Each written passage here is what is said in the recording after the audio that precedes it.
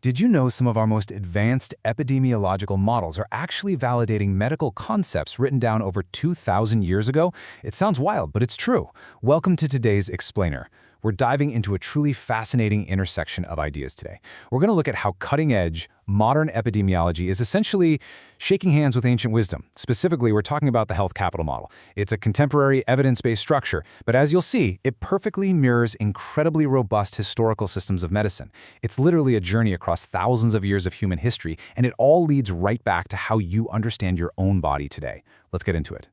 So I want you to start by just asking yourself this. What if modern medicine's newest breakthrough is actually thousands of years old? We usually think of scientific progress as this, perfectly straight line, right? Where everything new completely replaces the old. But as we dig into the source material today, we're uncovering a genuine mystery. We're going to see how the contemporary health capital model, which maps out health as an asset you build over a lifetime, is actually a modern reflection of something deeply ancient. All right, Section 1, the historical medical anomaly. To understand where we are right now, we first have to realize that conventional modern medicine is, it's actually an anomaly in human history. Historically, there have been three great ancient streams of understanding human health.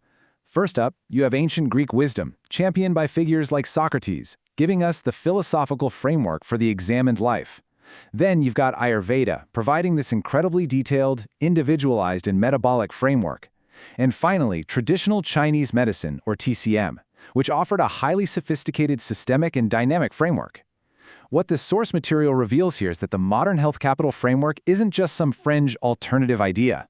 No, it's actually the modern scientific synthesis of these three perennial streams of human history.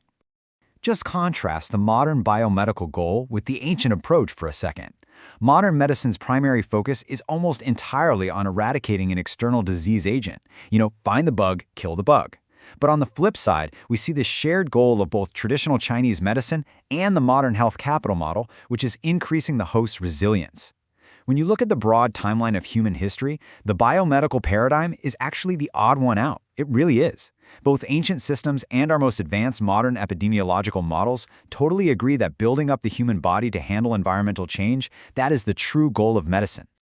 Moving on to Section 2, bridging ancient and modern. Okay. Let's hold these two worlds side by side to really see how they connect. We'll start with traditional Chinese medicine. Now, this isn't just some outdated ancient practice. It is arguably the most robust historical medical system in existence. It has survived for millennia specifically because of its sophisticated emphasis on dynamic equilibrium, deep systems thinking, and a complete, absolute rejection of dualism. It sees the body not as a machine with a bunch of isolated parts, but as a living, interconnected ecosystem. Now let's look at its modern counterpart. The health capital model is a contemporary, evidence-based epidemiological structure developed by economist Michael Grossman. Through rigorous modern data, it literally proves that health is a cumulative, dynamic asset. It's effectively identified a universal perennial law of human health. And that law is that your health isn't just a static state of being, it's an asset that you accumulate and deplete over time. Which brings us perfectly to Section 3, health as flow and stock. Now, what's really interesting here is the terminology. In TCM, there is a core concept called Jing. Think of Jing as your prenatal trust fund. It's a finite but renewable stock. You're born with a certain amount of Jing, and your overall health depends entirely on how you spend or invest this capital through your lifestyle, your diet, and even how you manage your emotions. Notice that financial terminology, spending and investing your health? And right alongside Jing is Qi. Qi is the vital energy flow and the dynamic balance within your body. So if Jing is the savings account, Qi is the daily cash flow keeping the whole system running. They work in tandem to maintain your vitality. This side-by-side perfectly illustrates the connection. The health capital model uses exact modern equivalents for those ancient terms. What TCM calls Jing, your prenatal capital, the health capital model literally calls your health stock. And what TCM calls Qi, that dynamic vital energy, the modern model calls that health flow. It's wild. Both systems, separated by thousands of years, independently concluded that your health is a finite, renewable asset that gets depleted by stress and replenished by strategic investment. It is just an absolutely incredible parallel. All right, moving on to Section 4, rejecting the Cartesian trap.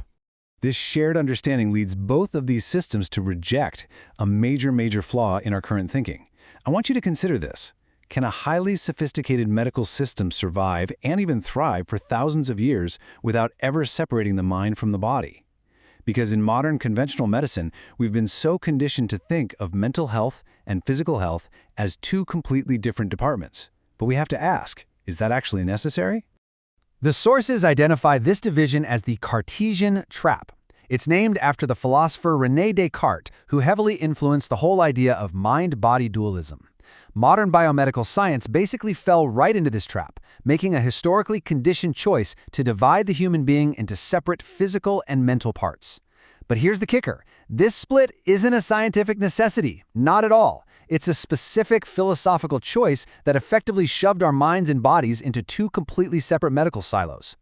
Let's see how this builds, because TCM serves as a powerful historical counterexample here, completely rejecting this duality. In TCM, the Zang-Fu, or organ systems, are intrinsically linked to emotional states. For example, excessive anger isn't just a psychological feeling floating around in your head. It's a clinical factor that disrupts the flow of your liver qi, which leads to actual physical disease. And guess what? The modern health capital model agrees entirely. It actually mathematically quantifies how the social and mental domains are not separate from the body at all. They are the primary drivers of your physiological health. Both systems absolutely refuse to put you into separate physical and mental boxes. And they take this interconnectedness even further, right out into the world you live in. TCM emphasizes that a human is a microcosm of the universe. So factors like the weather, the changing of seasons, and even your social harmony, they aren't external to your health. They're active modifiers of your physical state. The health capital model says the exact same thing, just in modern scientific terms. It focuses on life course determinants, social and environmental factors that act as modifiers, either buffering you from harm or making your individual stress load worse. In both views, your environment is practically a part of your biology. Which leads us to our final section. Section 5, Becoming an Active Gardener. So what does this all mean for you? How does knowing this perennial law of health actually change your everyday life? Well, it comes down to a beautiful ancient Chinese concept called Yang Shen, which translates to nurturing life.